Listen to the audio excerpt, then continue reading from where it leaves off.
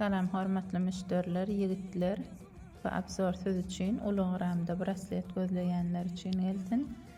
Bu brasletimiz dutu braslet. Elinde gat görünüklü oturyanlar 16-60 gramım. Banttan geçenler. Gramım 16-60. 1100 dolara düşüyor. Rahatam amatlı daraylar. Bu görünüşümüz var. İzdeyle hükmünne gidiyenler bilen banttan geçen arası proba. Mınımız 19 gram 1350 dolara düşer. Təzə model, ütköş yok model zatak takıncağa. Bu görünüşümüz diyorumuz var. 52 gram 4000 dolara düşer.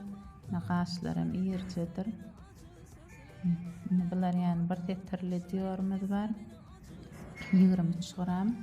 Bunlar 2000 dolara düşer. Yazılsam qaşlanır. Diyor yazılınca geliyor. Bunlar Yerevan zavod 30'luktur. Dol 30 gram çıkıyor. Banttanam geçen probaları görünüp duranlar. Arkayla barladı ben bilyensiniz. Bunlar 2000 dolara düşer. Dayavellere yemolyanlar şuların hemmesi odunca geliyor. Santiler 22 santi daha geliyor. 24 geliyanem var. Bu kardinalmadan odun geliyor. Yürüytü şoň üçin şağa şerine kurşağınam zakar edip kurşağlıca getirdim. Küçeldi de karnı ýeteňizem dayavellere de bolyanlar hermetine. Bulaymadım dayavellere bolýar 23-24 santi geliyor şurada.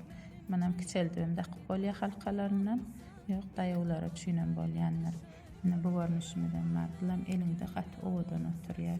50-likden hem ýogyny görnýänler.